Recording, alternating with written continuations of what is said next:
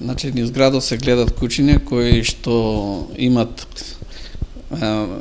испадната длака околу очите како на овчари и по другите делови од телото, што укажува дека се работи за едно зоонозно заболување, така наречено кала азар или лишманијаза. Тоа заболување се пренесува и кај човекот преку еден вид на мушичка. Значи, мушицата треба да касне тако болно куче, потоа да го касне здрав човек и на него да пренесе заболување. Ова заболување е многу тешко, систематско, тешко се лекува, тешко се открива, меѓутоа во последните неколку години ние имаме случаеви и во Македонија и во Штип. Така да веќе треба се мисли на тоа заболување, кое, пак ќе повторам, тешко се лечи затоа што лековите се тешки метали кои тешко се поднесуваат. Инаку клиничката слика е